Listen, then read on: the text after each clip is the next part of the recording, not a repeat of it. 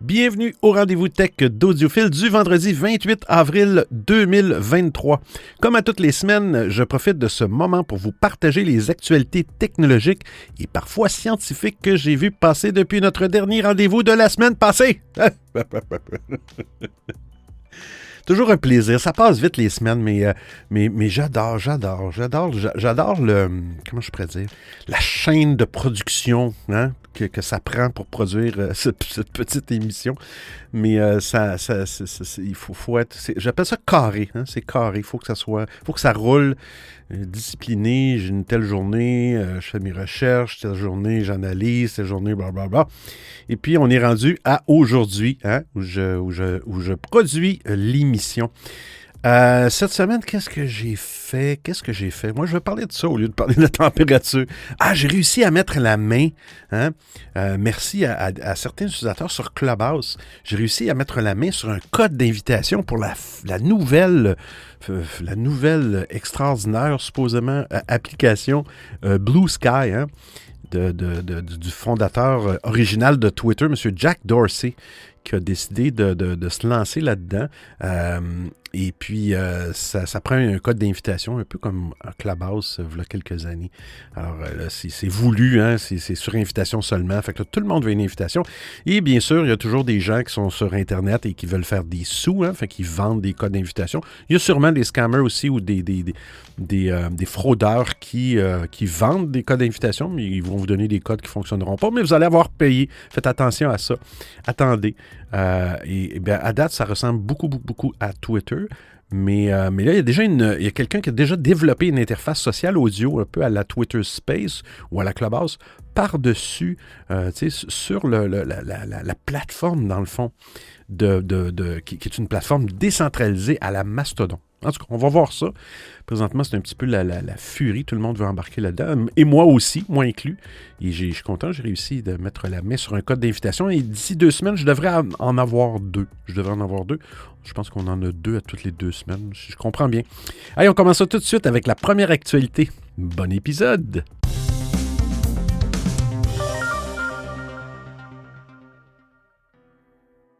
iOS 17, l'Europe aura droit à sa propre version. Apple devrait prendre la parole le 5 juin prochain. La marque à la pomme présentera alors iOS 17. À chaque année, un nouveau système d'exploitation. Le nouveau logiciel des iPhones et aussi le iPadOS 17. Je pense que ça vient plus tard à l'automne. Selon le journaliste Mark Gurman. Hey Mark! On en parle souvent de Mark Gurman, qui connaît très bien la firme. Elle pourrait proposer 2 versions différentes d'iOS 17 en fonction de la localisation de l'utilisateur. Depuis quelques mois, l'Europe a mis en place le DMA, Digital Marketing Act. Cette loi doit permettre de protéger les petits développeurs face aux GAFAM, en leur donnant notamment les mêmes chances. L'une des conséquences les plus visibles sera le side loading. Cette pratique complètement prohibée par Apple doit permettre aux consommateurs sur iPhone de télécharger des applications sans passer par l'App Store. Bien que cette pratique soit à l'opposé de la philosophie d'Apple, la marque à la pomme va devoir s'adapter. Les équipes de Tim Cook auraient alors pensé à produire 2 versions différentes d'iOS 17. La première, distribuée partout dans le monde, sauf en Europe, ne disposerait pas de side loading. Une version spéciale d'iOS 17 pourrait de son côté voir le jour en Europe. Se conforterait alors au DMA et laisserait le champ libre aux développeurs tiers. Apple pourrait alors utiliser le même système que celui mis en place aux Pays-Bas depuis quelques mois. Les développeurs seront libres de vendre leur application comme bon leur semble, mais ils devront payer une commission à la firme de Cupertino pour avoir utilisé leur appareil comme support. Apple. Apple. La perte programmée du monopole de l'App Store est sûrement ce qui pourrait arriver de pire à la pomme. La firme de Cupertino récolte tous les ans des dizaines de milliards de dollars grâce aux commissions de 30% qu'elle prélève sur tous les achats in-app à l'intérieur des applications. Une taxe imposée aux développeurs qui est à l'origine du conflit entre Apple et Epic Games.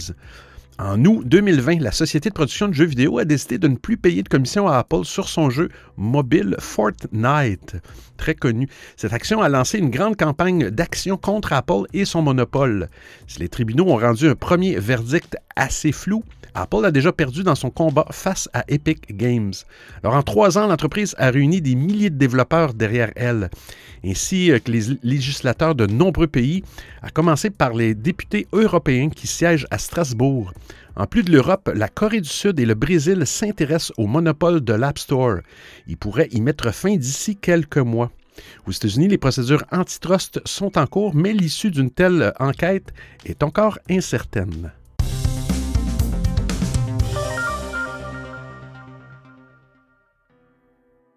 Comment protéger son iPhone contre le vol de données? Depuis quelques semaines, les iPhones sont devenus la cible de plusieurs vols aux États-Unis. Si les téléphones de la pomme ont toujours été une source d'attraction de par leur valeur, ce sont aujourd'hui les données contenues dans ces derniers qui intéressent les voleurs. Un article du Wall Street Journal explique simplement le modus operandi. Les voleurs suivent leur cible, attendent qu'elle tape son mot de passe sur son téléphone avant de lui dérober. Avec cette information, ils sont capables de prendre la main sur un maximum de données. Ils peuvent même générer une clé de récupération pour réinitialiser l'Apple ID et ainsi avoir accès à Apple Pay ou aux données sensibles sauvegardées dans iCloud. Exemple, les photos, les courriels. Ces vols élaborés sont de plus en plus courants de l'autre côté de l'Atlantique. Il ne faudra pas attendre longtemps avant que ce phénomène arrive en Europe. Heureusement pour les utilisateurs, des solutions existent et comme bien souvent en ce qui concerne la cybersécurité, le maillon faible est l'humain. Il est ainsi fortement recommandé d'utiliser Face ID ou Touch ID le plus possible en public pour ne pas donner d'informations importantes aux potentiels voleurs. Il est aussi utile d'ajouter l'option « Exiger l'attention » dans les réglages de sécurité de Face ID. Avec ce paramètre, si un voleur tient un téléphone devant le visage de son propriétaire pour espérer le déverrouiller, il suffit de fermer les yeux ou tourner la tête pour bloquer la manœuvre. Effectivement, moi j'ai ça d'activer et quand je viens pour déverrouiller mon téléphone, il active le Face ID, mais si je ne regarde pas la caméra ou le capteur du Face ID, ça ne fonctionne pas, il est en attente. Dès que je mets mes yeux devant ça se déverrouille. Magnifique. Dans le cas de figure où Face ID ne fonctionne pas, Apple demande à l'utilisateur de taper son mot de passe. Dans cette partie critique, il faut faire attention à son entourage. Taper son code de téléphone doit demander la même prudence que pour son code de carte bancaire. Les spécialistes recommandent aussi cependant d'utiliser un code alphanumérique plutôt qu'une solution à 4 ou 6 chiffres, qui est beaucoup plus simple, mais moins sécuritaire.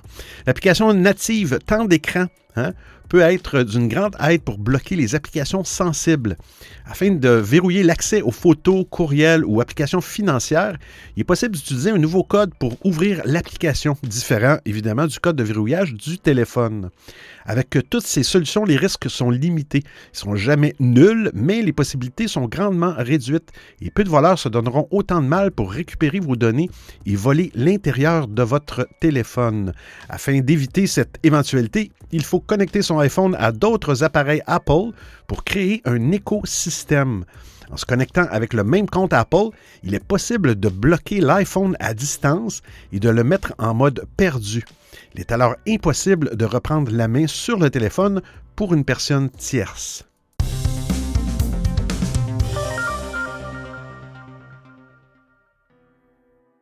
L'inventeur du hashtag quitte Twitter.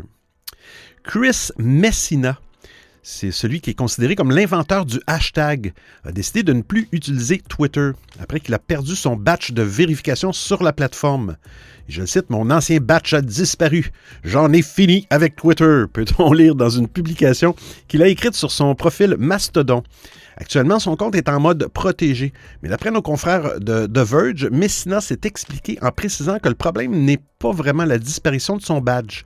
Il s'agit, je le cite, il s'agit de tout ce qui a conduit au badge et de la manière dont il a été géré. Quoi qu'il en soit, Twitter méritait plus de dignité et de considération qu'il n'en a reçu au cours des 6 derniers mois, aurait écrit l'inventeur du hashtag. Pour rappel, après avoir pris le contrôle de Twitter, M. Musk a complètement revu le système de vérification de la plateforme. Le badge bleu devient un simple indicateur qu'une personne a payé pour l'abonnement Twitter Blue. Et un nouveau mécanisme de vérification a été créé pour les entreprises et les gouvernements. Ce changement apporté par Elon Musk sur Twitter a été controversé, puisqu'une première tentative avait semé la confusion sur la plateforme. D'ailleurs, il y a un mouvement sur Twitter, petite parenthèse, qui s'appelle Block Blue quelque chose, pour un hashtag pour dire aux gens, je trouve ça un petit peu ridicule, mais bon, de bloquer tous les gens qui ont maintenant une badge bleue, hein, même si la personne ajoute du contenu intéressant. Je trouve ça spécial. En 2007, Chris Messina, il avait proposé l'utilisation du symbole dièse pour regrouper les discussions sur la même thématique sur Twitter. Une idée qui, plus tard, a été validée par la plateforme en 2009 et reprise par les autres réseaux sociaux comme Instagram, Facebook, LinkedIn et plus tard TikTok. Chris Messina a donc eu une grosse influence sur l'évolution du web et même sur la culture populaire. Les hashtags sont partout aujourd'hui et c'est quelque chose à laquelle Messina ne s'attendait pas quand il a lancé cette proposition. Cependant, comme le note le site Quartz, le symbole dièse était déjà utilisé sur d'anciens services de messagerie IRC pour indexer des discussions. Mais Messina a proposé d'utiliser cela sur les réseaux sociaux. Et je cite, en 2007, j'ai inventé le hashtag, changeant à jamais le paysage des médias sociaux en fournissant un moyen de galvaniser les mouvements sociaux populaires, peut-on lire sur son site web. En tout cas, sa sortie du réseau social Twitter a été très remarquée. Cependant, en croire une réponse d'Elon Musk au mois de mars, celui-ci déteste les hashtags de toute manière. Il a effectivement publié un post en anglais. Il parle du hashtag « It missed the mark ». C'est comme ça a manqué la cible. « I hate hashtags ». Je déteste les hashtags. Ah là là.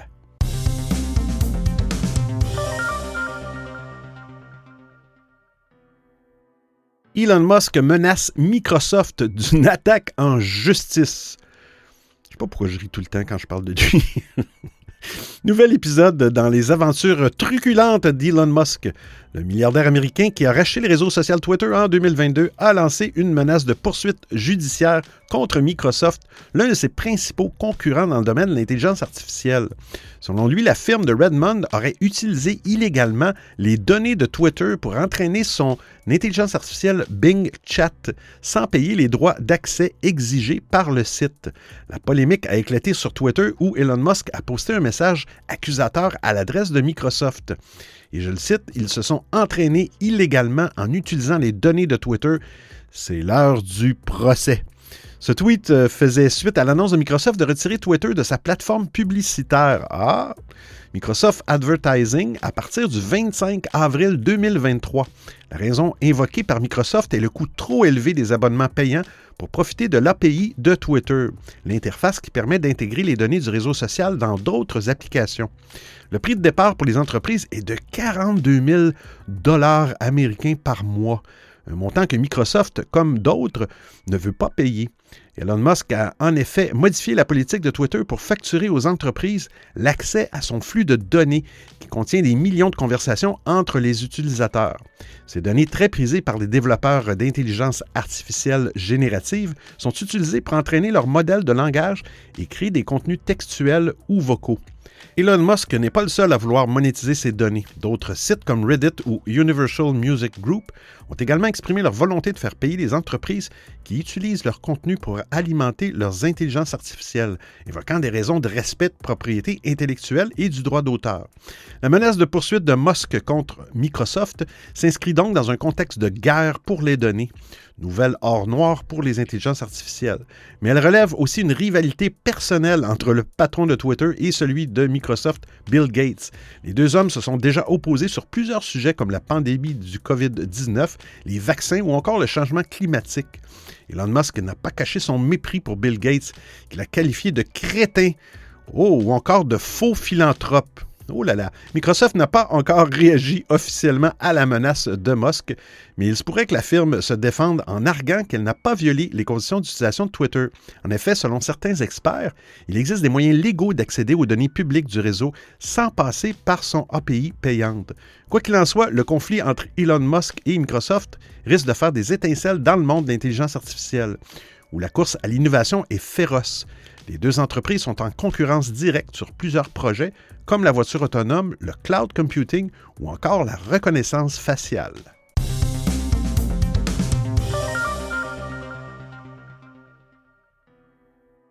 Toujours dans le domaine de l'API, Reddit fera payer l'accès à son API.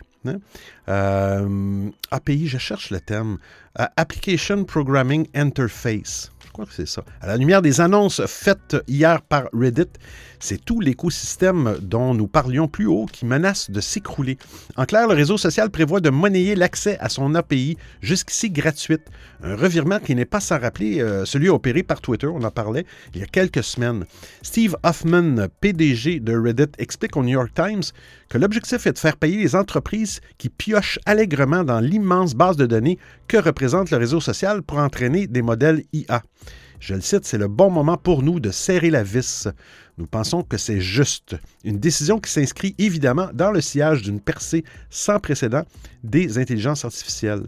Le problème, c'est que les développeurs d'applications tierces risquent d'être des victimes collatérales de ce changement majeur de politique. Steve Huffman explique au New York Times que l'API resterait gratuite pour les développeurs d'applis tierces et de bots. Mais un post Reddit d'un des développeurs d'Apollo, l'un des clients tiers les plus populaires, donne à voir une autre vision de l'histoire.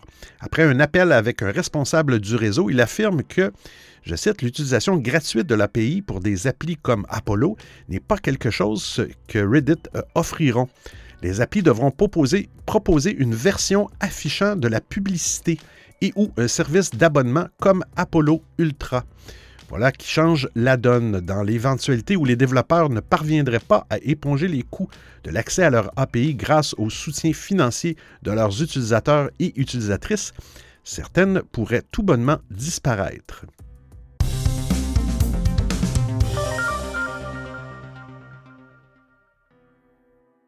Le FBI et Interpol avertissent des dangers d'un plan de Facebook. Dans une déclaration au vitriol, la Virtual Global Task Force, VGT, une organisation internationale de lutte contre la criminalité qui comprend notamment le FBI, Interpol et Europol, s'oppose au plan de Meta qui veut déployer le chiffrement de bout en bout sur Facebook et Instagram. La VGT n'y va d'ailleurs pas par quatre chemins et estime qu'il s'agit, je cite, d'un choix de conception délibéré qui dégrade les systèmes de sécurité. Moi, je vois ça comme l'inverse, mais bon. Il en va de l'intérêt des mineurs, selon l'organisation, car, je cite, les abus ne s'arrêteront pas simplement parce que les entreprises décident d'arrêter de regarder. Mis en cause, le groupe Meta a tenu à réagir par le biais d'un porte-parole. Ce dernier affirme que les internautes ont désormais pris l'habitude d'utiliser des applications recourant au chiffrement de bout en bout. Il ajoute, et je cite, « Nous pensons que les gens ne veulent pas que nous lisions leurs messages privés. C'est pourquoi nous avons développé des mesures de sécurité qui préviennent, détectent et nous permettent de prendre des mesures contre ces abus odieux, tout en préservant la confidentialité et la sécurité en ligne. » Jouant l'apaisement, Meta précise toutefois, alors que nous continuons à déployer nos plans de chiffrement de bout en bout, nous restons déterminés à travailler avec les forces de l'ordre et les experts en sécurité des enfants pour nous assurer que nos plateformes sont sûres pour les jeunes. Régulièrement, les forces de l'ordre reviennent à la charge contre le chiffrement de bout en bout. Une passe d'armes a notamment longtemps opposé le FBI à Apple. La police fédérale américaine réclamait en effet une porte dérobée pour pouvoir accéder dans certains cas aux données des utilisateurs de la marque à la pomme. Dans un rapport rendu en 2022 que vous pouvez lire dans l'article, Ross Anderson, expert en sécurité et professeur à l'Université de Cambridge, s'opposait à ces exigences. Il expliquait ainsi « La surveillance généralisée sans mandat ni soupçon est contraire à la législation sur les droits de l'homme, tout comme la torture. » Et ce dernier d'ajouter « Les agences chargées de défendre l'ordre international fondé sur des règles devraient défendre les droits fondamentaux de leurs propres citoyens, y compris les droits des enfants, plutôt que de chercher à les affaiblir. L'État de droit doit primer sur la sécurité nationale. »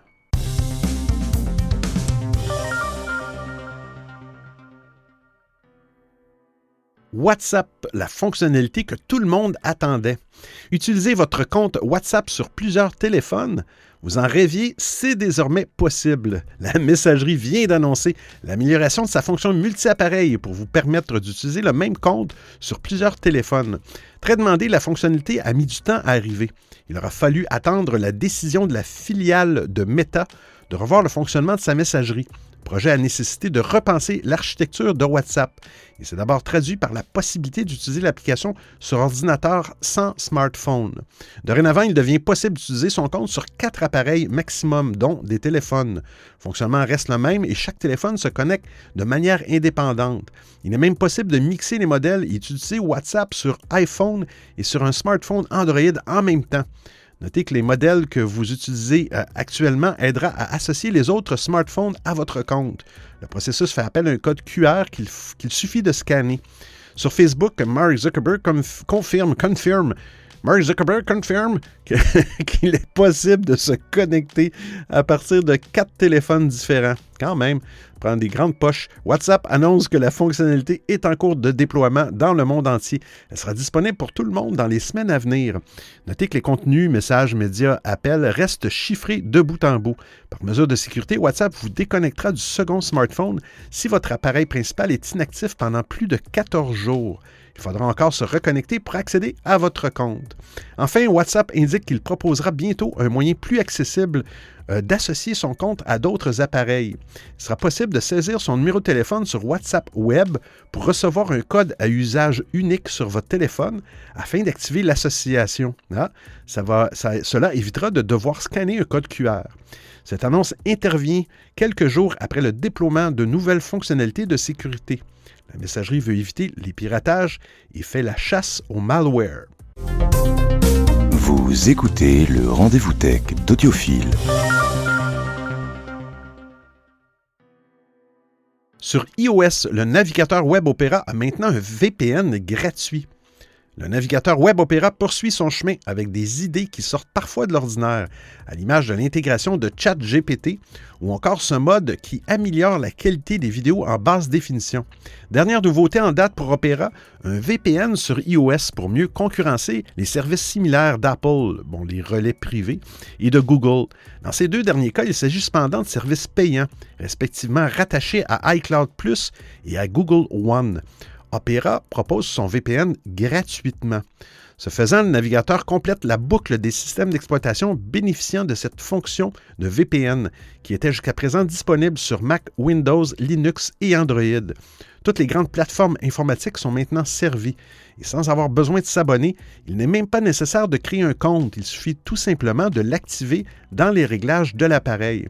Opera promet que son VPN ne collecte aucune donnée personnelle ou relative aux habitudes de navigation de l'internaute. Il ne récupère pas non plus l'adresse IP d'origine. Il fonctionne sans extension à installer. Pour l'utilisateur, tout est donc transparent et, a priori, sans danger pour la confidentialité. Si Opera est capable d'offrir un tel service sans contrepartie ou frais supplémentaires supportés par l'internaute, c'est que l'entreprise génère des revenus par d'autres canaux, comme la recherche et les revenus publicitaires ou encore les licences de technologie. Pour 2023, elle prévoit des revenus compris entre 370 et 390 millions de dollars. Néanmoins, toutes ces assurances ne seront sûrement pas suffisantes pour assurer les utilisateurs les plus soucieux. Qui se rappelle qu'Opera, d'origine norvégienne, a été acheté en 2016 par un consortium chinois, Kiwo 360. La société est désormais entre les mains de Konglu Tech, une entreprise cotée à la bourse de Shenzhen. Opera rappelle toutefois que son quartier général est basé à Oslo. Oh, excusez-moi, je lisais Ohio, mais c'est Oslo, et qu'il respecte le règlement européen sur la gestion des données privées. Autrement dit, les données des utilisateurs européens sont gérées en Europe et soumises aux règles de l'Union.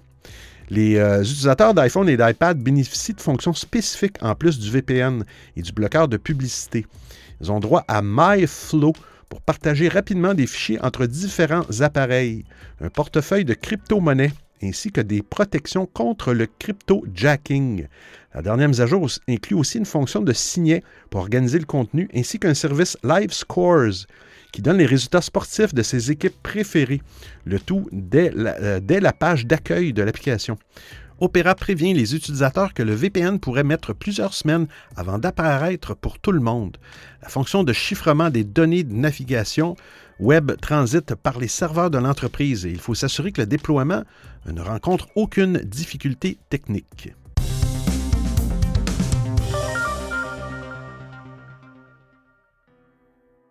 Le remplaçant du navigateur Opera est déjà là. Après avoir intégré ChatGPT à son navigateur, Opera va prendre un nouveau virage. Le navigateur historique va bientôt disparaître. C'est bon, annonce la société à l'origine de la gamme de navigateurs web éponymes. Malgré une part de marché loin de Chrome ou Edge, Opera ne jette pas l'éponge pour autant.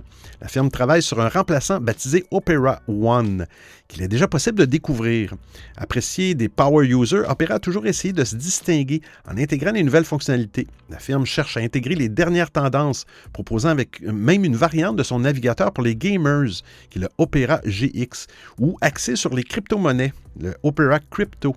La dernière idée en date est d'intégrer des services de contenu générés par l'intelligence artificielle. Avec Opera One, la firme veut totalement repenser l'expérience utilisateur. Ce nouveau navigateur adopte une conception modulaire et intègre un processus multithread. Selon la firme, c'est une première pour un navigateur majeur basé sur Chromium. Ce renouveau passe aussi par une nouvelle façon d'interagir avec les onglets. Opera One introduit les Tabs Islands, soit un concept d'île qui facilite la gestion des différents onglets. Concrètement, le navigateur devient capable de regrouper des onglets liés les uns aux autres par une thématique dans des groupes. Une barre de couleurs permet de les distinguer et l'utilisateur peut les ouvrir ou les réduire. Le navigateur Opera tel que nous le connaissons n'a pas encore dit son dernier mot. Opera Software indique qu'il sera remplacé dans le courant de l'année par Opera One sur Windows, macOS et Linux. Pour l'heure, cette nouvelle version est disponible en accès anticipé et demande encore un peu de travail. Néanmoins, on peut télécharger et tester Opera One, dont l'interface est déjà traduite en français.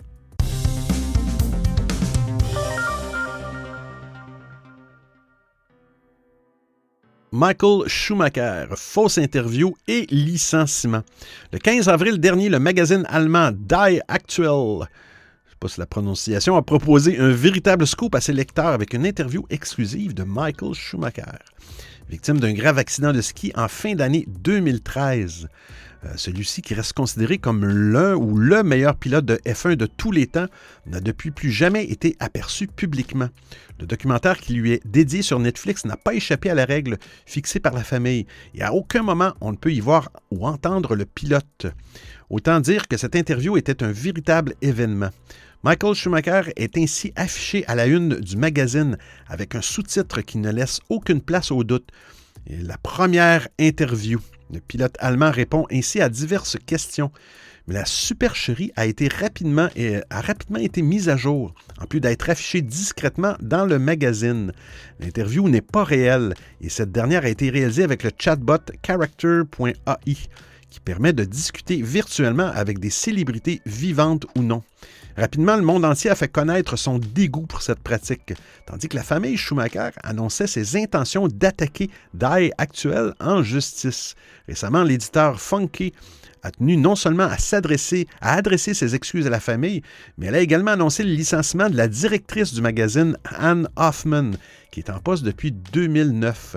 Et je les cite, cet article de mauvais goût et trompeur n'aurait jamais dû être publié. Il ne correspond en aucun cas aux normes du journalisme telles que nous et nos lecteurs l'attendons d'une maison comme la nôtre, écrit Funky sur son site officiel.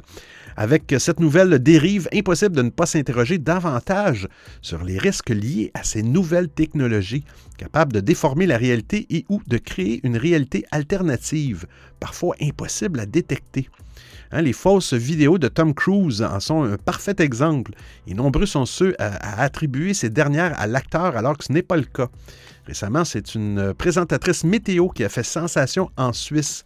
En effet, depuis le début du mois, le bulletin météo a été confié à Jade, une jeune animatrice en chair et en os, mais qui n'existe pas.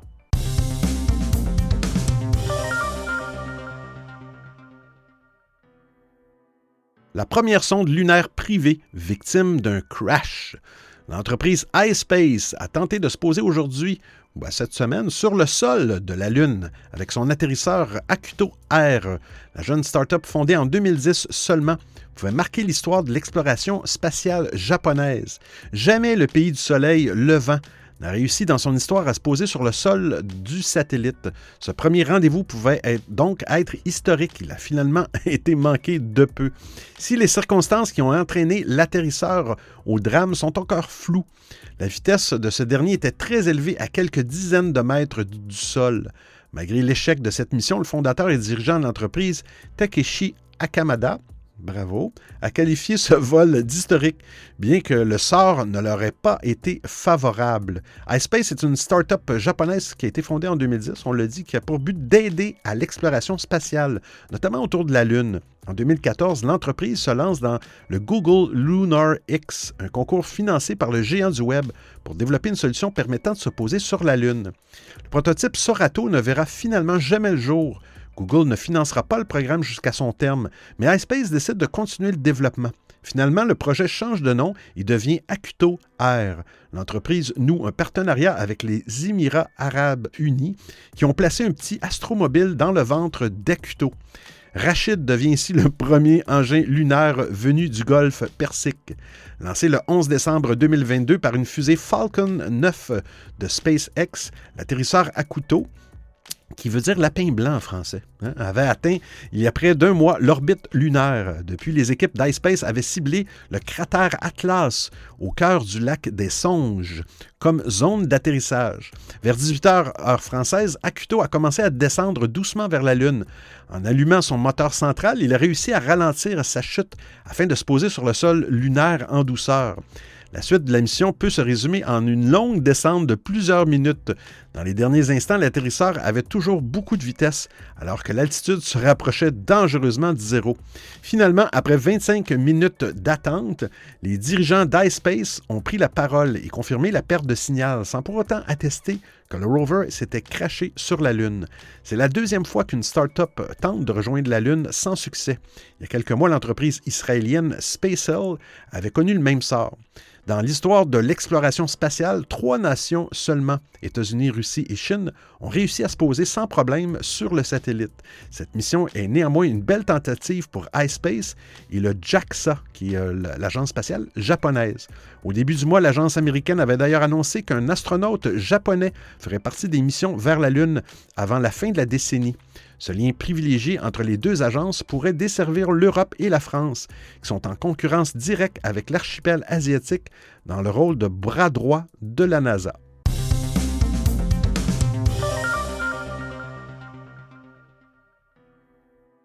Un avion en papier établit un record de distance. La version papier de l'aéronautique est une discipline bien plus sérieuse que l'on pourrait penser. C'est un objet très intéressant d'un point de vue aérodynamique, historique et même sportif. Il existe en effet des concours d'avions en papier très sérieux où des adultes en pleine possession de leurs moyens se livrent une compétition acharnée. Même Red Bull est entré dans la danse. La firme a l'habitude de sponsoriser des exploits sportifs particulièrement extrêmes, comme le saut stratosphérique de Félix Baumgartner ou la traversée d'un tunnel en avion par Dario Costa.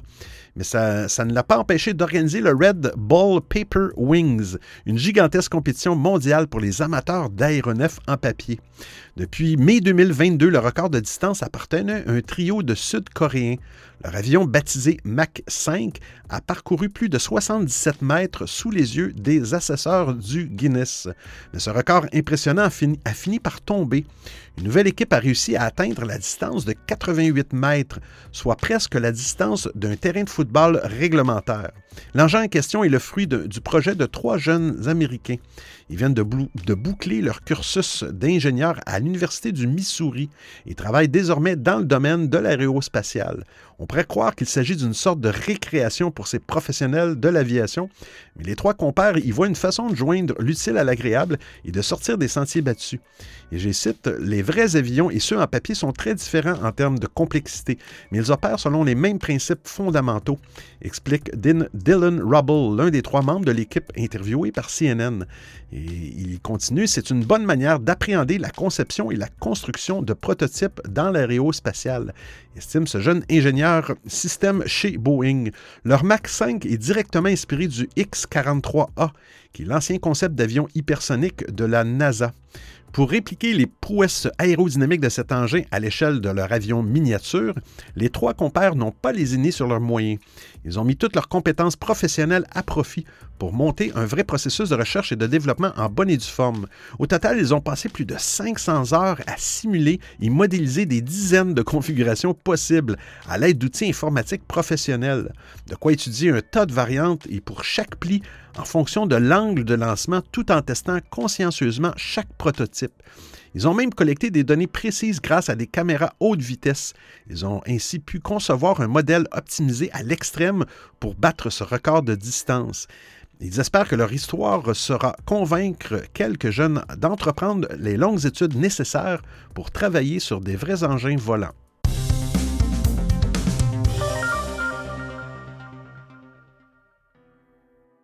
Une douche en circuit fermé. Hein? Vous vous prélassez sous la douche sans penser à l'impact écologique. Grâce à l'invention de ces 2 ingénieurs toulousains, ce sera bientôt chose possible avec leur prototype de douche écologique en circuit fermé. Eh bien, fini le gaspillage des ressources. Simon Boireau et Antoine Escandé se rencontrent sur les bancs de l'INSA, l'Institut national des sciences appliquées Toulouse, il y a un peu moins de 10 ans. À la fin de leur étude en 2019, ils décident de se lancer ensemble pour imaginer un produit à fort impact environnemental. Bien loin de leur rêve de concevoir des avions qui les avaient menés à poursuivre une carrière d'ingénieur, les jeunes diplômés ont soif de sens. Leur projet baptisé l'IA naît d'un constat. La douche constitue 40% de la consommation en eau d'un foyer, quand même, et 13% de sa consommation en énergie, quand même. Et chaque minute passée sous la douche laisse filer 15 à 20 litres d'eau. Alors imaginez une douche en circuit fermé était pour eux la solution à plusieurs équations. Préserver les ressources en eau de la planète, limiter la consommation d'électricité des ménages et continuer à offrir le meilleur confort sous la douche. Pour y parvenir, ils imaginent un récupérateur d'eau équipé d'un filtre qui permet 70% d'économie d'eau et d'énergie comparé à une douche classique. Lors d'activation du système de recyclage, 5 à 10 litres d'eau sont prélevés sur le réseau d'eau. Ce sont ces quelques litres qui vont permettre aux utilisateurs de se doucher. Cette quantité, je cite, correspond au volume nécessaire pour remplir le système et garantir le fonctionnement en circuit fermé dans les différents sous-systèmes de douche cyclique, expliquent les inventeurs. Grâce à cette pompe, l'eau est récupérée et peut être réutilisée. Elle passe ensuite à travers un réchauffeur qui permet de garder une température confortable pour l'utilisateur. L'eau étant déjà chaude, cette étape nécessite bien moins d'énergie qu'un chauffe-eau classique. Enfin, dans la version de la douche LIA, équipée d'un filtre, l'eau traverse un filtre mécanique qui retire les impuretés et une lampe UV qui détruit les micro-organismes, peut-on lire sur le site. Pour l'heure, le dispositif est encore en phase de test auprès de consommateurs, mais les 2 inventeurs espèrent bientôt pouvoir lancer la vente auprès de grands ensembles comme les salles de sport, l'hôtellerie ou les campings.